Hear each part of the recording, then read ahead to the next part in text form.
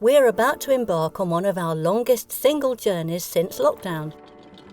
Although only 130 nautical miles, a relatively short passage by cruising standards, we're now heading across a hazardous sea to a place few yachts visit, with no internet and no boat services for hundreds of miles.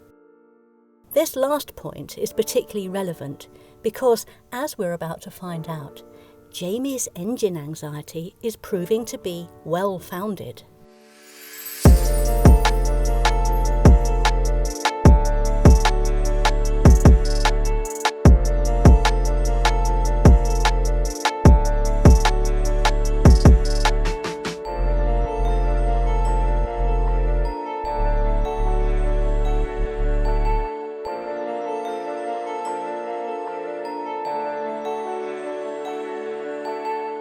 The Togeans are another set of rainforest-covered tropical islands with the obligatory fringing coral reefs running right up to their white sandy shores.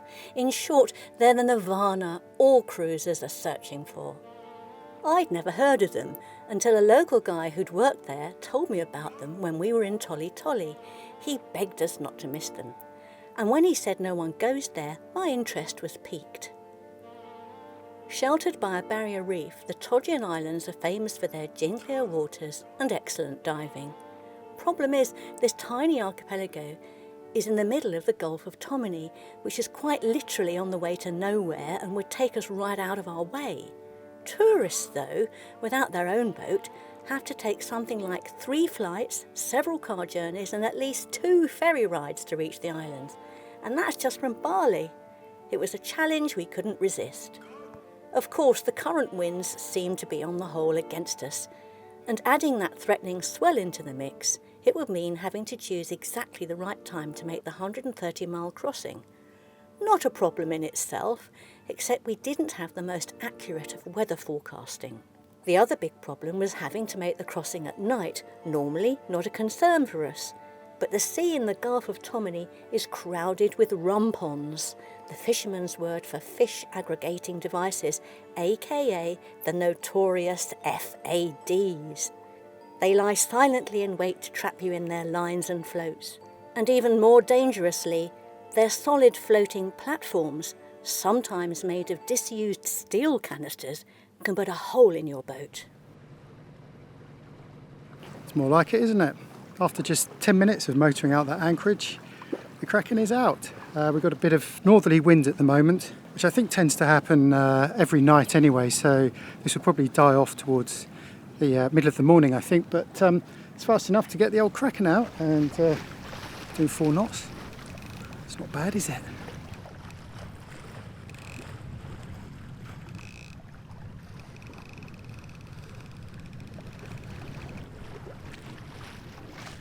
Woke up this morning with a bang at 4:30. Just the bang was in my head, not on the boat. So I decided to get up since I was wide awake. It is my usual waking up time because today is exciting. Today we're going to be doing an overnighter to the Togean Islands. And good start to the day. Got up on deck and it was a starlit. I mean, the sky was just covered in stars with the Milky Way running across the top of it, and I was standing just musing, and then 2 shooting stars went past, so that was a very nice start to the day. Jamie brought most of the anchor up, which was another little bonus. And now we're sailing. We've got the engine off and the sails are out, including the wonderful Kraken. Oh, there's only the noise of me interrupting all this beauty. And then just to top it off, as we left and we manoeuvred our way round the coral, some dolphins came and joined us. So yeah, so far so good, enjoying today. We've got about 28 hours, something like that, depends what kind of speed we make, till we reach our destination. What do you say? It'll be 48 hours. At this speed it'll be 48, so we can't really probably afford to just keep the Kraken out, but enjoying it while we can.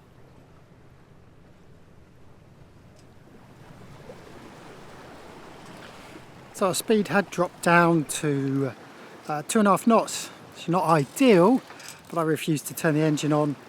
We did have 1.5 knots of current against us, so it actually feels like we're going faster through the water than we actually are because we've got these little wavelets.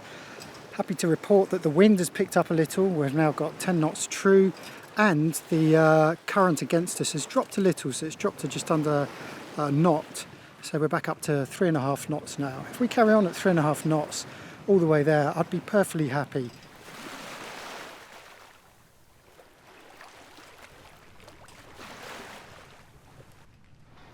Well, as you can see, the period with the Kraken is over. I've had to furl it away because there is now no wind.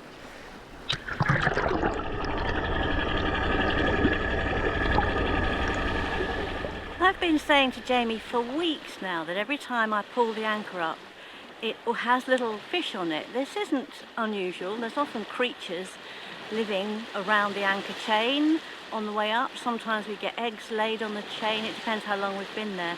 But what's unusual this time is that I'm seeing the same fish in every anchorage. Little tiny black and yellow stripy fish. They look like maybe Sergeant Major, something like that. I need to identify them. They're always there, and this has been going on for weeks and weeks and weeks since we've been in Sulawesi. But just now, Jamie was checking the rudder. He can hear a noise. He's just checking everything madly all around the boat, and he was looking over the back. And through the swimming platform, he could see these same fish. Now, we're doing 5 knots with the engine on, and they just seem to be hanging in the stream. And they were joined by some larger fish as well. And I think they've been travelling with us for ages now. And I think they think Esper is their own personal mobile reef. It's so funny to have them with us. It's never happened before in all the time we've been sailing. Never seen this phenomenon before. But it's lovely to have these little guests hovering with us and coming on our journey. Weird, isn't it? I'm going to try and identify them when Jamie gets some footage. Over my shoulder is a fishing platform, and we've seen a lot of these. We are still only 2.5 miles offshore, but we can see them further out to sea. They are clearly tethered, they're not moving. So God knows how long their mooring lines are, because it's a few hundred metres deep here. And they're all on a green float, and they have a little platform and a shed on top. What I'm hoping is that they've got some kind of lighting device on them, because I don't want to be running into one of those at night time. I've just checked on the radar, and they are actually being picked up by the radar, which is good, but I've no idea how far out they go, because as we look out to the horizon we can see quite a few of these things well over there. So I'm kind of hoping that by the time the sun goes down we'll be far enough out to sea that we won't see them, but you just never know.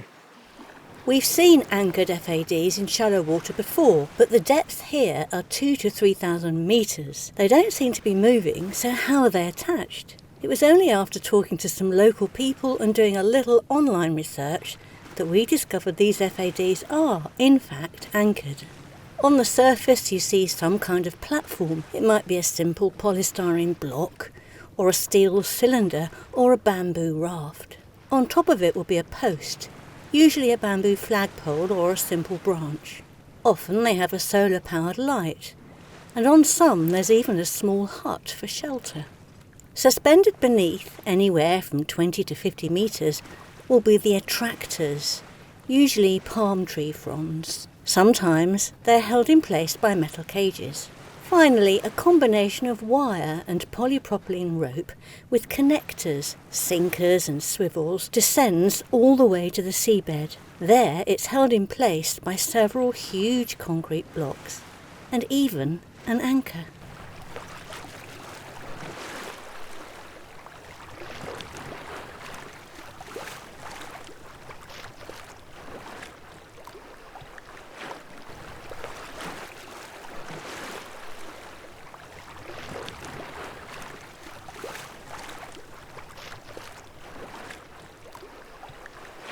Still going, still doing 3 to 3.5 knots.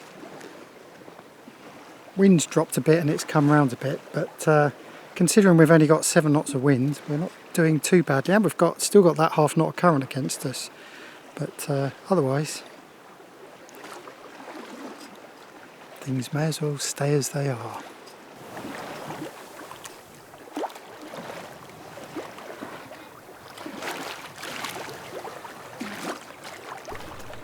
This is the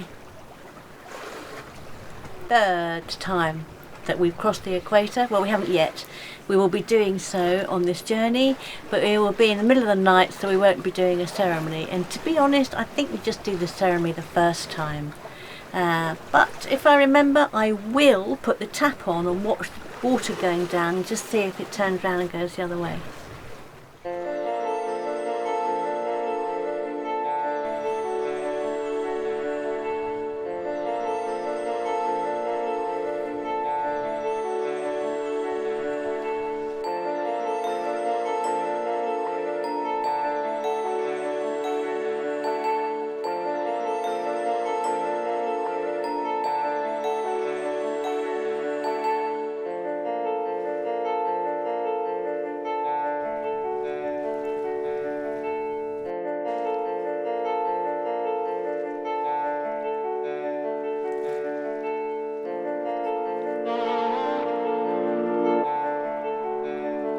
Perfect sunset to end a perfect day's sail.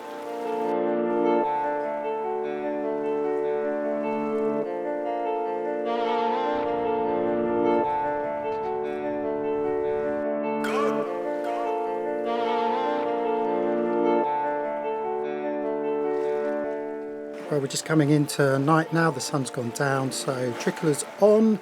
This is taking a line in. I'm happy to say as well that those fishing platforms we've been passing are lit. You can see one just there.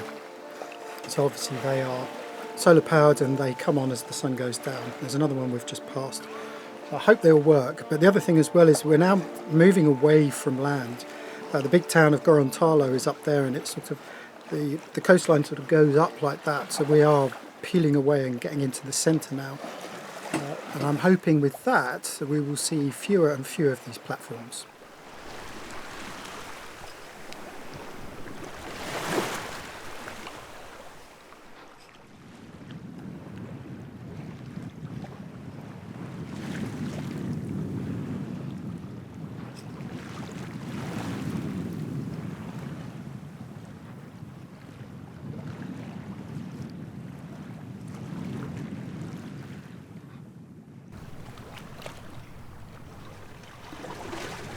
So that was pretty good as night passengers went. The main issue with all the platforms, which fortunately were lit, which was a great help, but our radar stopped playing ball after about an hour, so we couldn't rely on that. But otherwise it's been all right. The only other thing is that despite appearances, I've got the Kraken up now. We did take it down.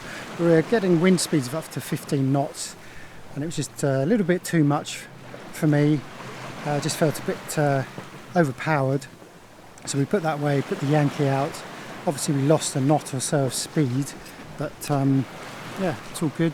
Still got another 27 miles to go, I think, so a good 6 or 7 hours if we can maintain this speed.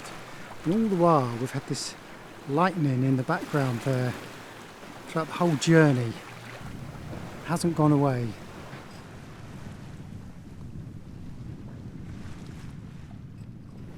Behind me are the Togean Islands, or Togean. We should get confirmation as to how to pronounce it, because we've heard even locals pronounce it differently. So yes, as I said earlier, we had a great sail. It's all been good. We've now just got to motor the last 2-3 hours against the current, but this chattering noise in the transmission area is really bothering me.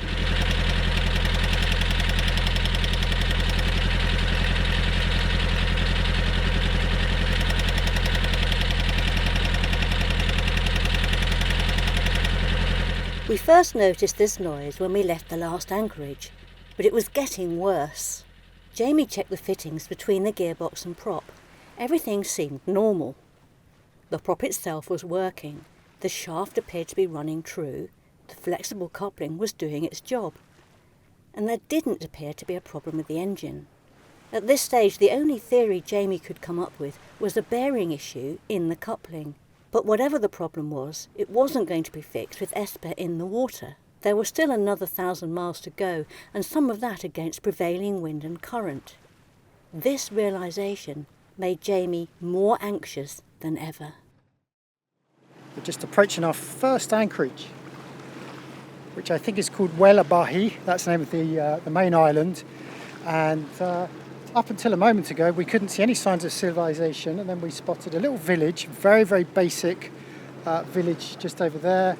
And then gradually we started seeing fishermen in their little dugouts, their kayaks, just single fishermen suddenly appearing. And I believe there's one or two houses ashore here. I'm not entirely sure. But anyway, I think this will get us out of that southeasterly swell which we've been contending with for the last few hours since we've been motoring actually. And we've just got to avoid a couple of shallower patches just to sort of dogleg our way in. Very tired, but I'll come back and say goodbye for the day in a little bit.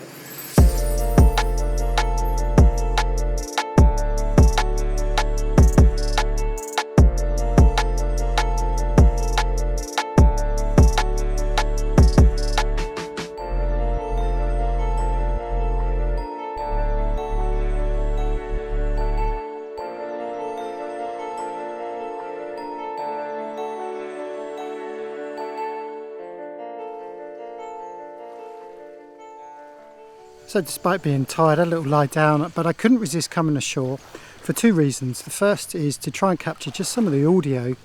The second is because I've spotted 8 hornbills flying together.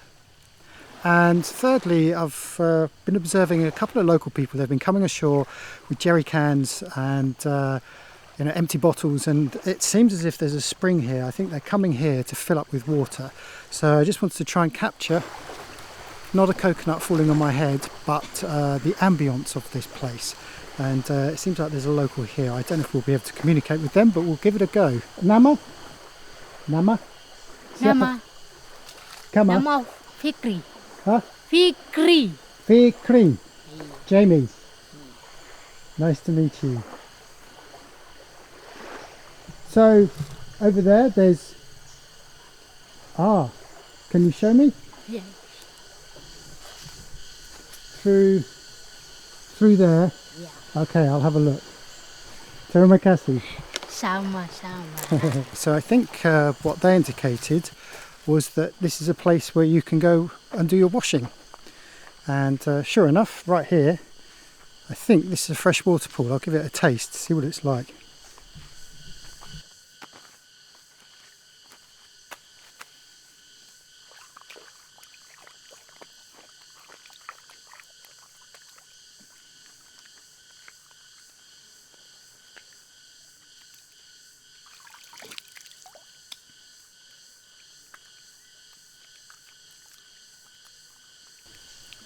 Well, I did just check with Vikrim, who's the young lad that I met ashore, and asked using Google Translate if this water's okay to drink.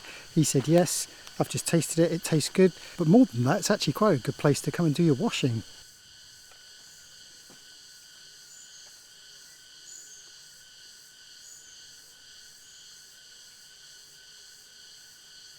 Coconuts, of course, are in abundance here, and we've seen them being farmed and processed all over Sulawesi, so it's not surprising to find this platform here, which I presume is some kind of processing plant. The platform itself is made out of coconut, bamboo and various other bits of wood, and well, who knows what they actually do here, but you can see a collection of the shells, of the husks. It would be interesting to find out a little bit more about this. I mean, as it is, we don't know too much about this island, so these group of islands, Togean Islands, so far, but of course, by the time we come to edit the video, we'll find out a little bit more.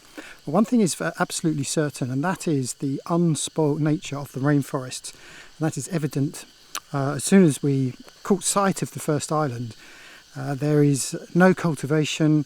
There are very few settlements. We've only seen one so far, and then a couple of fishing huts. Completely unspoiled rainforest, and in fact I took the drone up earlier and flew it over the top, and you could see nothing but pure rainforest. Fishermen's huts, a couple of new ones, a couple of old ones, a few in a state of disrepair, but underneath them look like fairly new dugout canoes. This one, however, I think has seen better days. And it's so old that it's actually worn down smooth, so presumably this had been sunk in the water and left there for some years. So I think I explained already that the Togean Islands doesn't have internet, or at least this group of islands doesn't. There may be some internet connection at a couple of the resorts around the corner, but this is such a contrast to where we've been. Basically, the whole of Indonesia is connected by internet, and so it makes a refreshing change having done that great sail across the Tomini Bay to get here and to have no connection, and it's just a case of completely switching off. And the added bonus, of course, of coming ashore and just seeing this pure, unspoilt rainforest. I'd be very interested to know how old this rainforest is. But it's a real pleasure, and the other side of travel, I suppose, is that ability to get somewhere that's so remote that you can completely switch yourself off from everything around you and absorb yourself in this wonderful nature.